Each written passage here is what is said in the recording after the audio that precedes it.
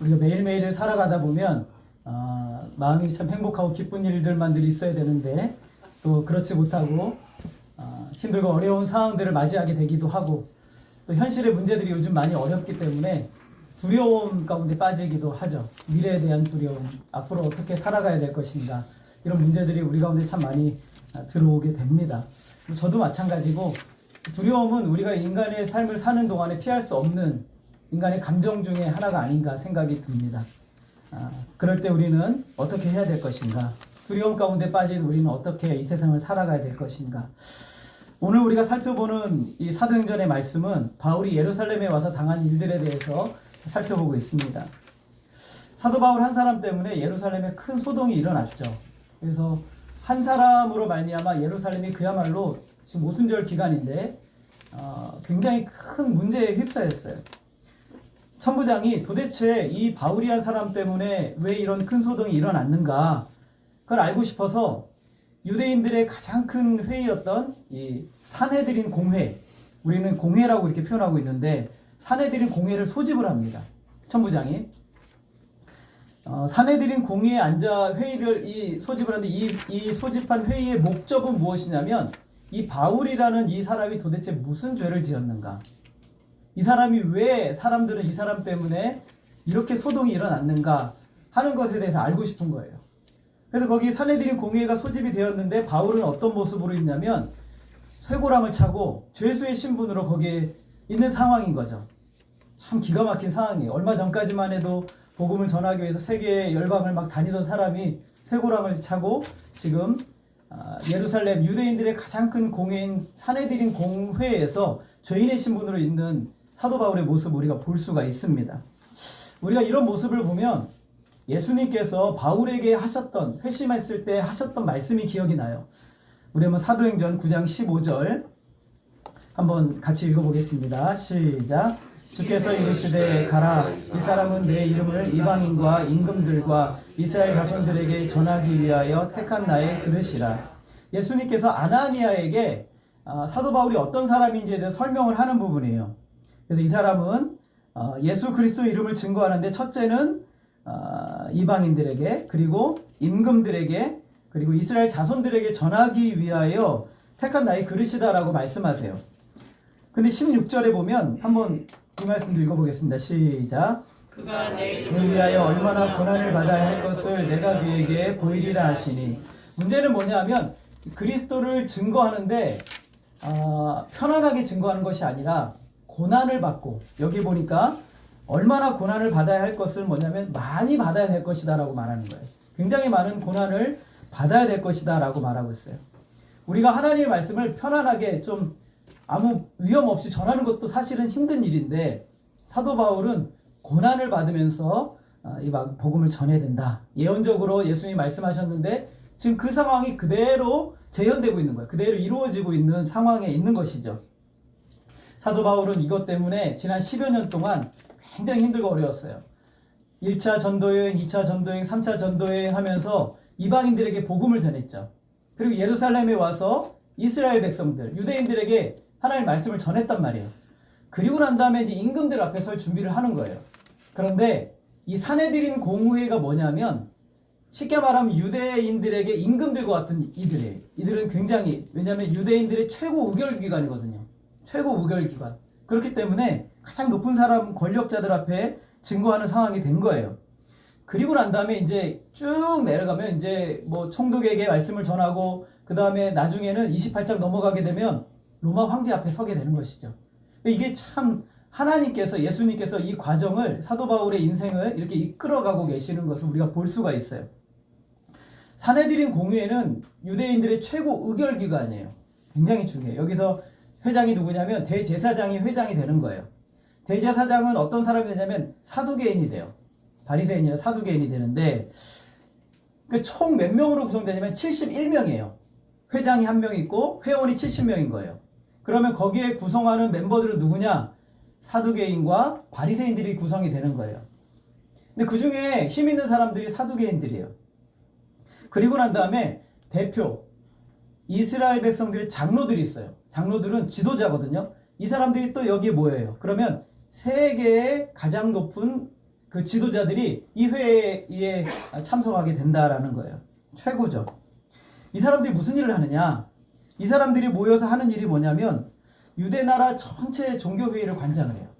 그리고 어떻게 하면은 유대인들을 잘 다스릴 것인가를 회의를 하고, 그 다음에 죄인들이 있으면은 죄를 물어서 또 이 죄로 벌하기도 해요. 그리고 지금 이 시대는 누가 다스리는 시대입니까? 로마가 다스리는 시대예요. 그 로마가 유대인들에게 뭐 할 말이 있잖아요. 그러면 이 산헤드린 공의회에다가 알려줘요.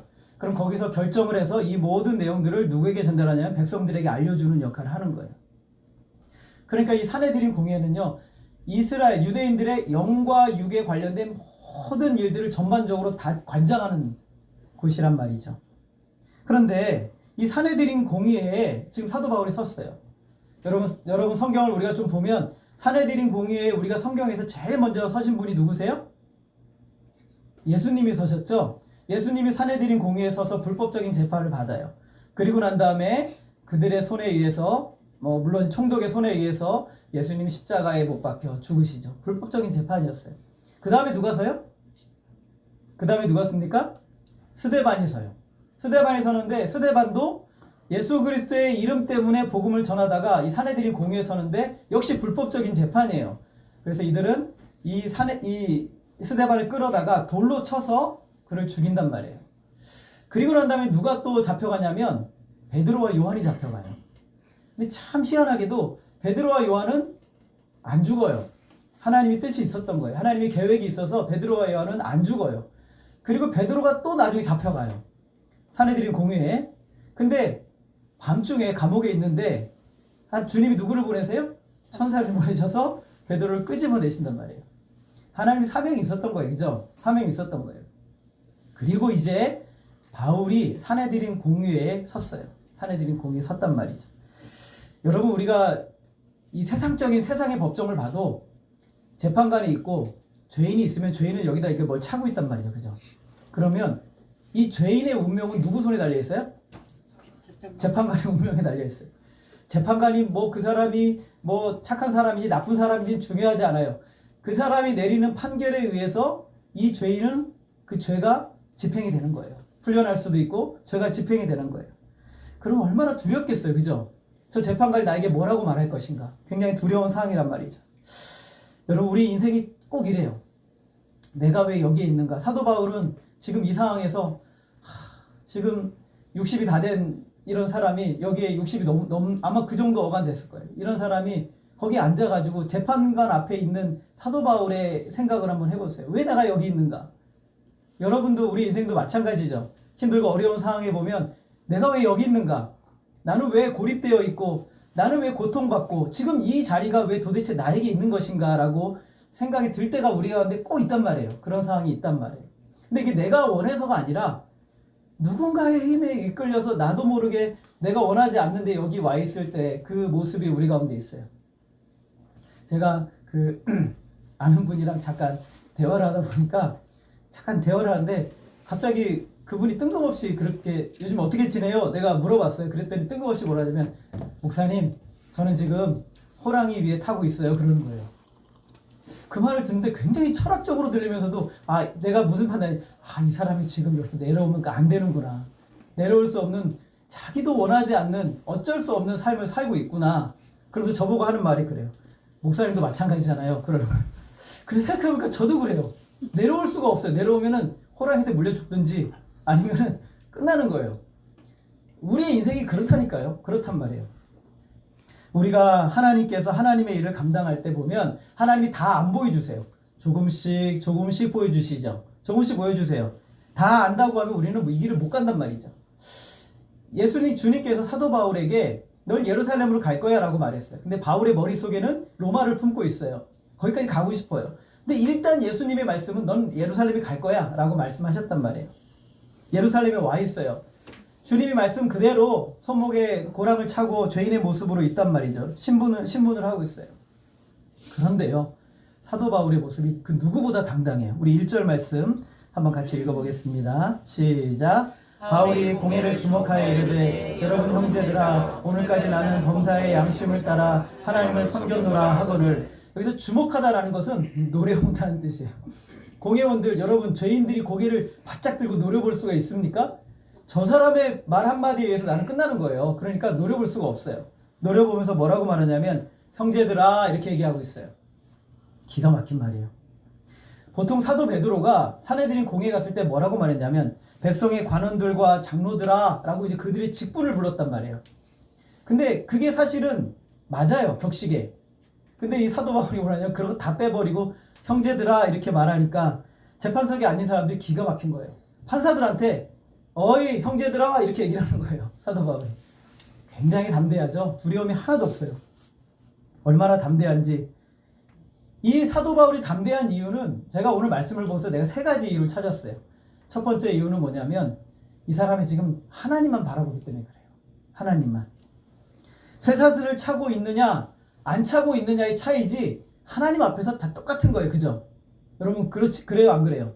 그렇습니다. 여러분 힘든 사람이나 안 힘든 사람이나 또 잘 사는 사람이나 못 사는 사람이나 그거 외적인 거 차이뿐이지 하나님 앞에서는 다 똑같아요. 모두가 다 죄인인 거예요. 사도 바울은 전적으로 자신의 생명, 자신의 장래를 누구에게 맡겼어요? 하나님에게 맡겼어요. 그게 두려움이 없는 거예요. 하나님이 나의 인생을 지금 붙들고 계시니까 두려움이 없는 거예요. 대단한 믿음이죠. 근데 우리가 이런 믿음 자주 잊어버려요. 우리가 왜 이런 믿음을 자꾸 잊어버리냐면 어려움이 오고 문제가 오고 두려움이 오잖아요. 그럼 우리는 그 순간 공포감에 휩싸여 버리는 거예요. 내일 큰일 났다. 내일 나는 이제 끝나겠네. 내 통장에 잔고가 없으니까 나는 끝나겠네. 오늘 통장에 돈이 안 들어오니까 끝나겠네. 이런 두려움에 빠진대. 왜 그래요? 하나님에 대한 절대 신뢰가 없기 때문에 그래요. 하나님에 대한 믿음을 잃어버리는 순간 우리는 두려움과 염려에 빠지기 시작하는 거예요. 사도 바울은요. 하나님에 대한 확신이 있기 때문에 하나님이 자기가 지금 함께 하시는 걸 믿기 때문에 두려움이 없어요. 시편 27편 1절 우리 한번 같이 읽어보겠습니다. 시작. 여호와는 나의 빛이요 나의 구원이시니 내가 누구를 두려워하리요. 여호와는 내 생명의 능력이시니 내가 누구를 무서워하리요. 여러분 바로 이거예요. 하나님이 여러분의 구원이 되시죠? 믿으십니까? 하나님 여러분의 능력이 되시죠? 여러분 하나님이 여러분과 함께 하시면 믿으시죠? 두려움이 없어야 돼요. 하나님 모든 걸 붙들고 계시니까. 우리의 모든 삶의 요건들은 다 하나님 붙들고 계시는 거예요. 하나님 붙들고 계세요. 지금도. 그렇게 힘든 순간도 하나님 붙들고 계세요. 대제사장이 와서 누가 얘기를 한들 뭐 대법원 판사가 와서 얘기를 한들 두려움이 없는 이유는 하나님이 이 모든 요건들을 붙들고 계시기 때문에 그래요. 사도 바울에게 이런 담대함이 있었어요. 사도 바울이 담대할 수 있었던 이유 두 번째는 성령으로 충만한 거예요. 사도행전을 보면 성령 충만한 사람들이 한결같은 공통점이 있어요. 3가지 공통점이 있어요. 여러분 꼭 기억하세요. 사람을 두려워하지 않아요. 누구를 두려워하지 않는다고요? 사람을 두려워하지 않아요. 두 번째 죽음을 두려워하지 않아요. 뭘 두려워하지 않습니까? 죽음을 두려워하지 않아요. 세 번째 담대히 하나님 말씀을 전해요. 이 3가지가 성령 충만한 사람들의 공통적인 특징이에요. 사도행전에 나오는.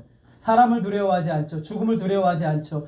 말씀을 전하는데 거리낌이 없어요. 담대하게 전하는 거예요. 하나님의 말씀을. 이렇게 할 수 있었던 건 성령의 역사예요. 사람의 힘으로는 절대로 이렇게 할 수가 없어요. 두려움이라는 것은 하나님이 주시는 게 아니에요. 우리 한번 디모데후서 1장 7절 우리 한번 같이 한번 읽어보겠습니다. 시작. 하나님이 우리에게 주신 것은 두려워하는 마음이 아니요 오직 능력과 사랑과 절제하는 마음이. 하나님이 여러분에게 주신 것은 두려움이 아니에요. 두려움 그럼 누가 줬어요? 마귀가 주는 거예요. 사탄이. 마귀가 두려운 마음을 여러분 심어 놓는 거예요. 아니 내일 큰일 났겠구나. 아니 큰일 안 나요. 내일 망하겠구나. 아니요 안 망해요. 하나님 붙들고 계시단 말이죠. 두려워하는 마음은 마귀가 주는 거예요. 그럼 하나님이 주시는 건 뭐예요? 능력과 사랑과 절제하는 마음이라고 했어요. 하나님은 우리에게 뭘 주고 싶으세요? 능력을 주고 싶으세요. 사랑과 그리고 마음의 절제함을 우리에게 주고자 하신단 말이죠. 사단은 끊임없이 우리에게 두려움을 줘요. 내가 이거 잃어버리면 끝나겠지. 두렵겠지. 염려하겠지. 근심이 사로잡. 이게 마귀가 주는 거란 말이죠. 하나님은 그런 걸 주지 않으세요. 마음에 공포가 생기고 마음에 두려움이 생기면 여러분 기도하셔야 돼요. 성령 충만하게 해주세요. 기도하셔야 돼요. 성령으로 충만하게 해주세요. 라고 기도했단 말이죠. 무엇보다 바울의 담대함은 1절 끝에 있어요. 1절 끝에 말씀에 보면 나는 범사의 양심을 따라 하나님을 섬겼노라. 뭐에 따라서 하나님을 섬겼대요? 양심을 따라 하나님을 섬겼대요. 양심이 깨끗해야 담대해지는 거예요. 내가 죄를 품으면 하나님 앞에 숨게 되죠. 창세기 3장에 보면 아담과 하와가 범죄하고 난 다음에 즉각적으로 첫 번째 한 행동이 뭔지 아세요? 하나님을 피해 숨어요. 그 전까지는 하나님과 교제하고 교통하고 찬양하고 예배하고 온갖 기쁨에 하나님 부르면 바로 그냥 응답이 됐어요. 근데 이제는 죄를 범하니까 하나님을 피해서 숨는 거예요. 이게 죄악된 인간의 본질이에요. 근데 양심이 깨끗했다는 것은 사도 바울이 늘 하나님과 교통하고 있다는 거예요. 양심은 진리를 생각하는 마음이고, 양심은 진리 안에 거하는 마음이고, 양심은 하나님을 의식하는 마음이에요. 그리고 하나님이 가득한 마음의 상태예요. 내 체면과 교양과 내 그것에 빠져 있으면요, 하나님을 아무리 섬긴다고 해도 나를 섬기는 것이 되는 거예요. 하나님을 생각하지 않고 하나님을 생각하지 않고 열심히 하나님의 일을 한다고 그러면 나를 섬기는 거에 되는 거예요. 우리는 하나님이 충만해야 하나님의 일을 진짜 하는 거예요. 자기로 가득한 사람은 하나님을 섬긴다고 열심을 낼수록 자기를 섬기는 것이 돼요. 바울은 지금 사내들인 공회에 있는 사람들이 어떻게 하나님을 섬긴다고 말하는지 잘 알아요. 그들의 가득한 위선을 알고 있죠. 이 말에 제사장의 마음이 찔렸어요. 양심하니까 마음이 찔린 거예요. 왜냐하면 이 당시에 대제사장 아나니아는 로마 정부에서 여기다 심어놓은 사람이에요. 근데 이 사람이 얼마나 양심이 화인 맞았냐면 로마를 너무 좋아했어요. 그리고 이스라엘 백성은 11조를 내잖아요. 그러면 나눠야 돼요. 제사장이랑 나눠야 되는데 자기가 다 착복을 했단 말이에요. 권모술수가 있었고 거짓말에 등했고 로마 정부에 대해 아첨하고, 그 다음에 자기 민족 중에서도 권위 있는 사람들한테 아첨하고, 잔인하게 또 악한 자를 약한 자를 누르고, 그리고 하나님의 이름을 가지고 모든 권세를 다 누리고, 배후에서는 마치 이 사람은 어떤 모습이냐면 사도 바울이 말하는 것처럼 회칠한 담 같은 사람이에요. 여러분, 제가 3층에 좀 지저분하게 있어가지고 최정 집사님이랑 페인트 칠을 했단 말이죠. 페인트 칠을 왜 했어요? 깨끗하게 지저분한 거 지우려고 페인트 칠한단 말이죠. 회칠한 담이라는 건 뭐냐면 무덤이나 담이 냄새나고 더럽잖아요. 그러면 거기다가 회칠을 하는 거예요. 칠을 해요. 그러면 예뻐 보인단 말이죠. 예뻐 보이게 하는 거예요. 겉만 그런 거예요. 그러니까 인간의 가면을 쓰는 거죠. 여러분, 우리는 다 가면을 쓰고 있어요. 그죠? 겉으로는 괜찮아 보이잖아요. 근데 안에 너무 냄새나는 것들이 많아요. 우리 속에. 그렇단 말이에요. 그런데 지금 사도 바울이 대제사장에게 뭐래요? 당신은 회칠한 담이다라고 말하는 거예요.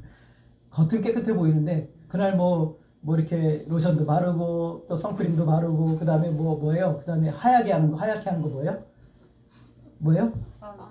파운데이션도 뭐 바르고 뭐 많이 말랐겠죠. 뭐 대제사장이니까. 그런데 그 속은 어떻다는 거예요? 더럽고 냄새나는 거예요. 사도 바울이 성령 충만하니까 이렇게 보이는 거예요. 성령 충만하니까. 로마의 힘이 필요해서 로마의 친구가 되었어요. 그런 사람에게 양심을 말하니까 화가 나는 거예요.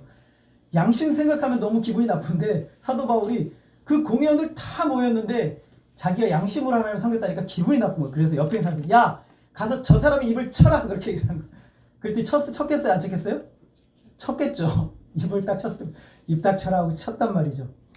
여러분, 우리가 두려움 없이 이 세상을 믿음으로 살아가기 위해서 꼭 필요한 게 있어요. 그게 뭐냐면 내 하나님에 대한 믿음이에요.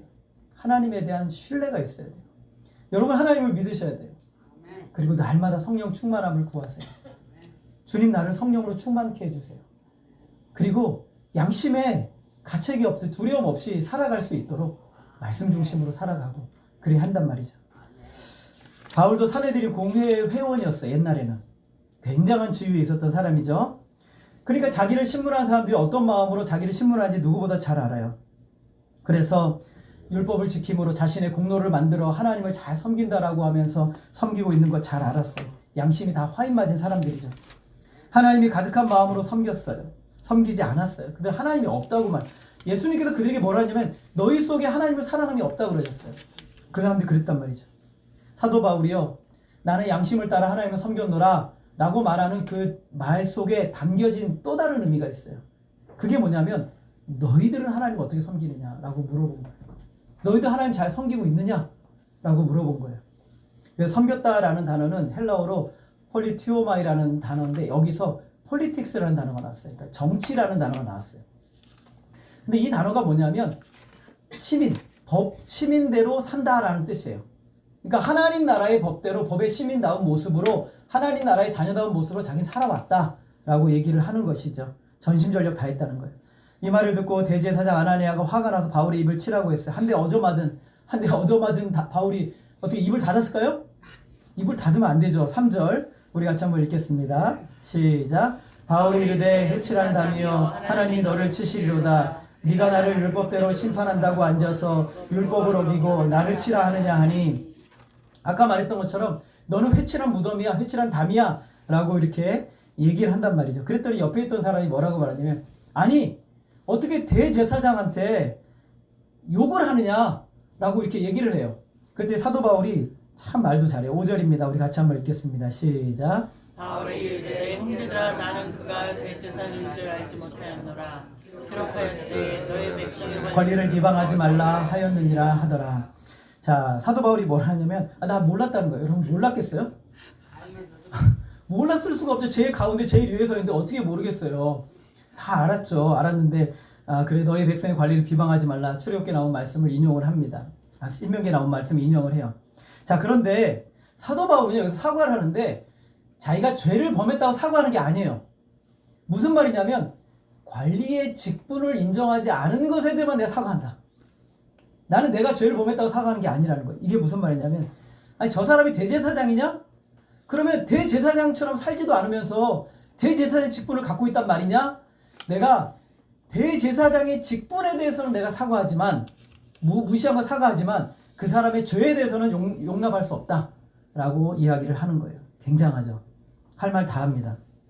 여러분 저는 한 번도 가본 적이 어렸을 때 한 번 가본 적이 있지만 경찰서나 검찰에 여러분 한번 끌려가 본 적 있으세요? 아마 여기 계신 분들은 없을 거예요. 저는 경찰서에 초등학교 1학년 때 친구네 집 찾아가다가 길을 잃어가지고 막 울고 있는데 경찰관 아저씨가 저를 데리고 경찰서에 데리고 갔어요. 그래서 짜장면 한 그릇 먹고 있는데 엄마 아빠 오시더라고요. 그게 처음이에요. 저는 경찰서 간 게. 근데 여러분 죄를 지어가지고 경찰서나 검찰에 끌려가면 어때요? 이렇게 고개 들고 뻣뻣하게 얘기할 수 있겠어요? 극도의 두려움이 몰려온대요. 극도의 두려움이. 요즘 검찰들 무섭잖아요. 요즘 뭐 기소권밖에 없어서 모르겠지만 두렵단 말이죠. 경찰들 무섭단 말이죠. 근데 사도 바울은 오히려 당당하게 이 상황을 이끌어가요. 이제 어떻게 해야 돼요? 이제 이 사람들 어떻게 해야 돼요? 하나님의 말씀을 전해야 되는데 어떻게 해야 됩니까? 6절 우리 같이 한번 읽어볼게요. 6절 같이 읽습니다. 시작. 바울이 그중 일부는 사두개인이요 다른 일부는 바리새인인 줄 알고 공회에서 외쳐 이르되 여러분 형제들아 나는 바리새인이요 또 바리새인의 아들이라. 죽은 자의 소망 곧 부활로 말미암아 내가 신문을 받노라. 아까 사내들인 공회에는 두 팀으로 나눠졌다 그랬어요. 한 팀은 사두개인이고 한 팀은 바리새인이에요. 사두개인은 정치적인 사람들이고 바리새인은 굉장히 종교적인 사람이에요. 근데 문제가 뭐냐면 이 사람들이 굉장히 골이 깊은 그 문제가 하나 있었는데 뭐냐면 사두개인들은 부활을 믿지 않아요. 그리고 영적인 것도 믿지 않아요. 이 사람들은 모세 오경만 인정해요. 근데 이제 바리새인들은 부활도 믿고 영적인 것도 믿고 선지자들의 말도 믿고 이렇게 한단 말이죠. 근데 이들이 한 팀이 됐어요. 그러니까 예민한 건 얘기를 안 하는 거예요. 여러분 교회에서도 정치 얘기하면 됩니까? 안 됩니까? 여기 여당도 있고 야당도 있을 수 있는 거예요. 그죠? 진보도 있고 보수도 있을 수 있어요. 이 문제가 나는 진보야 하지만 드러내지 않아요. 나는 보수야 하면 드러내지 않아요. 굉장히 골이 깊은 문제가 있단 말이죠. 근데 사도 바울이 알아요. 쟤네 두 팀 다 사두개인들은 부활도 안 믿고 영적인 것도 안 믿어. 그러나 바리새인들은 믿고 고백해. 이런 생각이 드는 거예요. 이 골물대로 골문 이 문제에 대해서 사도 바울을 딱 보니까 지금 내가 하나님 말씀을 전할 수 있는 방법은 이거밖에 없어요. 그래서 뭐라고 말하냐면 사도 바울이 뭐라고 말하니까 부활이라는 단어를 내버린 거예요. 이거 금기어예요. 금기어. 사내들인 공유에서 금기어인데 갑자기 부활을 아젠다로 딱 던져버린 거예요. 그러니까 난리가 난 거예요. 완전히 그냥 여기서 야 사두개인들이 막 나는 부활을 안 믿는데 바리새인들은 저 사람이 부활을 말하는 거니까 우리와 같은 사람인가 보다 하고 막 싸움이 막 일어나는 거예요. 엄청난 싸움이 일어나는 공회가 혼란에 빠져요. 이제 바울이라는 사람이 중요해진 게 아니라 뭐가 중요해졌어요? 부활이 중요해진 거예요. 부활이. 여러분 이런 판단이 어디서 나왔을까요? 이런 영적인 분별력과 판단이 어디서 나왔을까? 예수님께서 이미 제자들에게 사람들이 너희를 공회에 넘겨줄 것이고 큰 어려움을 임금들 앞에도 서게 될 것이고 어려움을 당할 것이라고 말씀해 주셨어요. 그런데 그때 너희들 어떻게 해야 되느냐? 예수님께서 이렇게 말씀하세요. 마가복음 13장 11절 우리 같이 한번 읽어보겠습니다. 시작. 사람들이 너희를 끌어다가 무슨 말을 할까 미리 염려하지 말고 무엇이든지 그때 너희에게 주시는 그 말을 하라. 말하는 이는 너희가 아니요 성령이시니라. 지금 여기서 말씀하시는 분이 누구세요? 성령이세요. 사도 바울을 통해서 말씀하시는 분이 누구세요? 성령이신 거예요. 여러분들이 성령이 사람이 된다는 것은 성령이 여러분을 쓰시는 사람이 된다는 얘기예요. 여러분의 입을, 여러분의 생각을, 여러분의 행동을, 여러분의 재능을, 여러분의 모든 것을 성령이 쓰시는 거예요. 성령으로 충만한 사람은 성령이 그 사람 쓰세요. 주님 나를 좀 사용해 주세요 기도하지 않아도 우리가 하나님으로 충만하고 성령으로 충만하면 하나님이 그 사람을 쓰세요. 여러분의 삶의 현장에서 여러분을 들어다가 하나님의 사람답게 사용하시고 쓰신단 말이에요. 여러분의 입술을, 여러분의 생각을, 여러분의 모든 것들을 사용하신단 말이에요. 바울은 사내들인 공회가 전혀 합의점을 찾지 못했는데 성령 충만한 사도 바울이 성령께서 그의 입술에 부활이라는 단어를 그들에게 선포하도록 하셨어요. 방금 전까지 바울을 죽이겠다고 하는 사람들이 어떻게 바뀌었나 보세요. 9절 우리 한참 읽겠습니다. 시작. 크게 떠들 때 바리새인 편에서 몇 서기관이 일어나 다투어 이르되 우리가 이 사람을 보니 악한 것이 없도다. 혹 영이나 혹 천사가 그에게 말하였으면 어찌하겠느냐 하여 갑자기 바리새인들이요 사도 바울을 변호해 주기 시작했어요. 제일 바울을 싫어했던 사람들이 어떤 사람들이에요? 바리새인들이에요. 근데 바리새인들이 뭐라 하냐면 야 부활을 얘기하니까 보니까 저 사람이 악한 것이 없는 것 같다.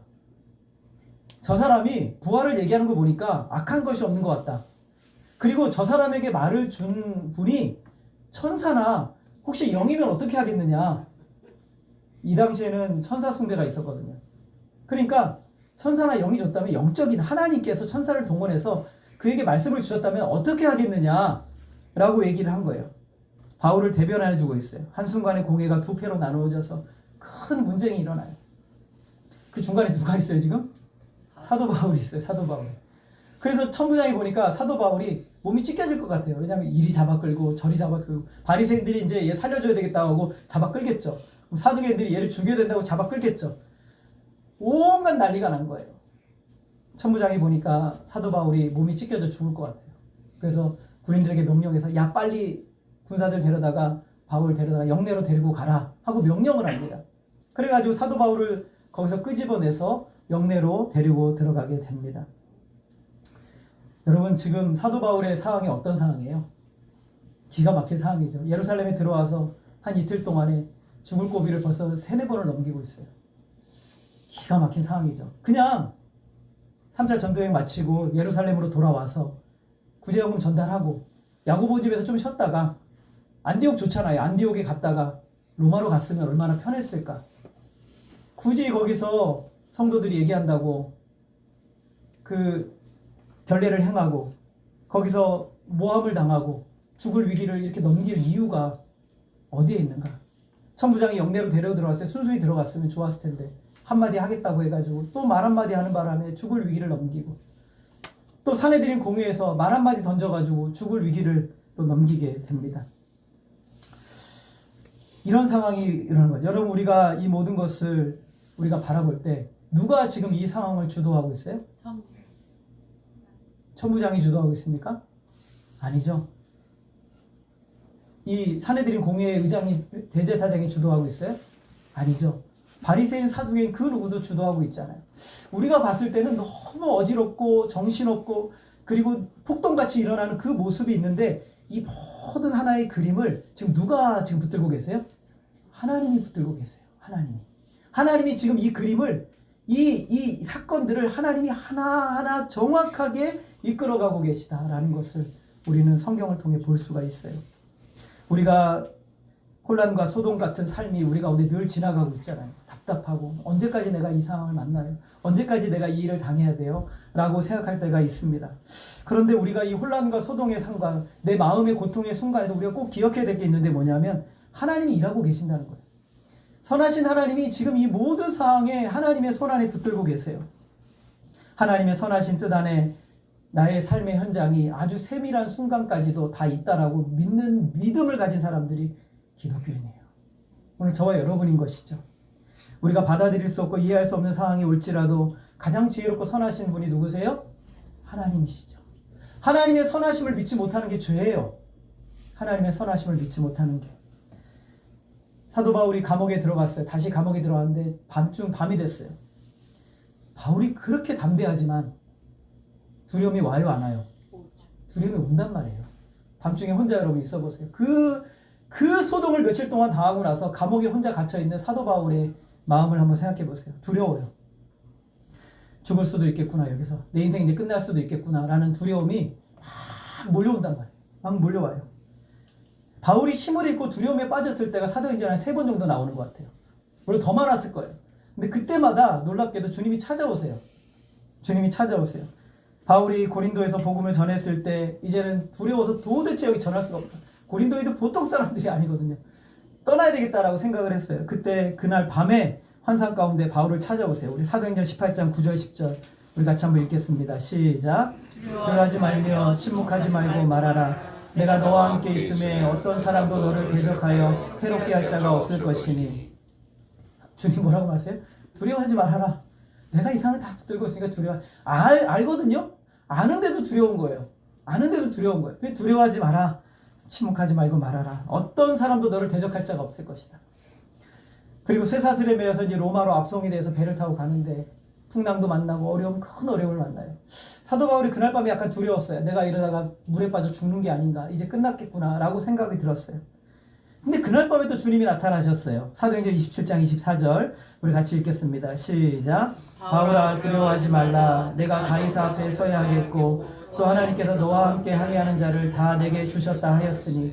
우리 주님께서 너무 정확하세요. 나타나서 뭐라? 두려워하지 마라 라고 말씀하세요. 두려워하지 마라. 그리고 그 중간에 오늘 이 사건에 감옥에 혼자 저녁에 참 신세한탄 되는 거예요. 이럴 때 진짜 내가 왜 여기까지 와가지고 이 무슨 고생을 이렇게 하고 있나. 나 진짜 죽을 뻔하고 3번 4번 죽을 뻔했는데 내가 도대체 왜 여기서 당해야 되나. 하나님 두렵습니다. 아마 이러고 있었을 거예요. 11절 우리 같이 한번 읽겠습니다. 시작. 그날 밤에 주께서 바울 곁에 서서 이르시되 담대하라. 내가 예루살렘에서 증언한 것 같이 로마에서도 증언하여야 하리라 하시니라. 그날 밤에 저는 이 말씀이 너무 좋은 게 뭐냐면 누구 곁에 서셨어요? 바울 곁에 서셨어요. 이게 옆에 서다라는 게 우리가 성령님 할 때 나오는 단어의 어원이에요. 성령님 할 때 나오는 어원이에요. 바울 곁에 서셨어요. 그리고 뭐라고 말하세요? 담대하라. 더 정확히 말하면 두려워하지 말고 담대하라 라고 주님이 말씀하셨어요. 왜 담대하라고, 왜 두려워하지 말고 담대하라고 하셨어요? 따라하겠습니다. 두려워할 상황이 아니기 때문에. 여러분 두려워할 상황이 아니에요. 여러분 지금 여러분의 상황이 두려워할 상황이 아니기 때문에 주님이 두려워하지 말라고 하시는 거예요. 지금 어떤 소동, 복잡한 일, 도무지 이 상황을 해결할 수 없고 이해할 수 없다 하더라도 두려워할 상황이 아닌 거예요. 하나님이 이 상황을 붙들고 계세요. 여러분 하나님의 계획을 믿으세요. 나에게 계획이 있다. 아무개 집사야. 아무개 권사야. 나에게 계획이 있다. 두려워하지 마라. 염려하지 마라. 나에게 계획이 있다. 두려워하지 마라. 하나님이 이 상황을 붙들고 계세요. 천부장의 손에 바울의 생명이 달린 게 아니고 대제사장의 손에 바울의 생명이 달린 것도 아니에요. 이 모든 역사를 주관하시는 하나님의 손 안에 사도 바울이 안전하게 있는 거예요. 주님이 담대하라고 한다면 지금은 담대할 상황인 것이죠. 두려울 때 마음이 고통스럽고 낙망하고 절망할 때 여러분 누구의 말을 들어야 됩니까? 하나님 말씀을 들어야 돼요. 사람의 말은 아무 힘이 없습니다. 사람의 경험도 아무 힘이 없어요. 하나님의 말씀 안으로 들어가세요. 그 말씀 지금 들어야 됩니다, 여러분. 우리가 지금 그 말씀을 들어야 돼요. 주님의 말씀을 들어야 일어나고 살아나는 거예요.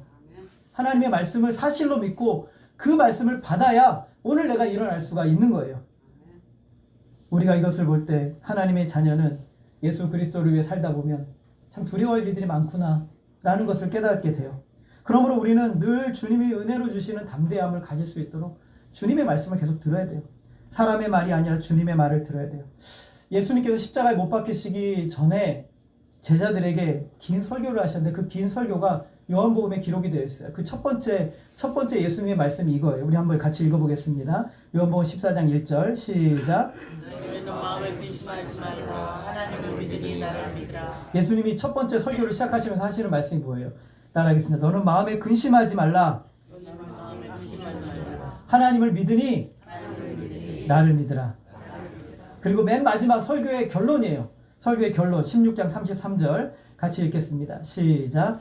이것을 너희에게 이르는 것은 너희로 내 안에서 평안을 누리게 하려 함이라. 세상에서는 너희가 환난을 당하나 담대하라. 내가 세상을 이기었노라. 예수님의 말씀의 결론은 그거예요. 담대해라. 세상을 내가 이겼다. 너희들이 절망하는 세상도 이겼고 너희들이 힘들어하는 세상도 내가 이겼고 너희들을 속박하는 세상도 내가 이겼다. 그러니까 두려워하지 말고 담대하라 라고 말씀하시는 거예요. 여러분을 얼고 묶어서 고통스럽게 만드는, 하나님 앞에 나아가지 못하게 만드는 그 모든 것도 내가 다 이겼으니 담대하라. 주님 앞에 나와라 라고 말씀하고 있는 것이에요. 이 세상 허무스럽고 고통스럽고 힘든 상황 가운데 우리를 낙심하게 만드는 모든 상황들을 다 누가 이기셨어요? 하나님이 이기셨어요. 예수님이 이기셨어요. 그래서 그걸 우리한테 다 안겨주셨어요. 여러분에게 다 안겨주셨어요. 주님의 말씀이 사실이고 그 말씀이 현실인 것이죠. 오늘 사도 바울이 만난 이 상황은 우리의 상황과 똑같아요. 그 세계나 그 시대의 세계나 지금의 세계나 똑같아요. 우리가 믿는 우리는 늘 고립되고 사람들과 관계의 문제는 늘 있고 현실의 어려움들은 늘 있고 고통의 문제도 늘 있어요. 근데 중요한 것은 주님의 말씀을 들어야 돼요. 그 현실이 아니에요. 진짜 현실은 주님의 말씀 안에 있는 거예요. 이 말씀이 현실인 거예요. 여러분, 오늘도 여러분 이 세상의 모든 권세가 주님의 권세 아래 있음을 믿으시기를 바랍니다. 주님의 말씀을 믿고 나아가는 사람에게 그 말씀이 실제로 현장에서 이루어진 역사를 우리는 경험하게 되는 거예요. 이제 사도 바울에게 마지막으로 밤에 주님이 주셨던 말씀처럼 담대하라.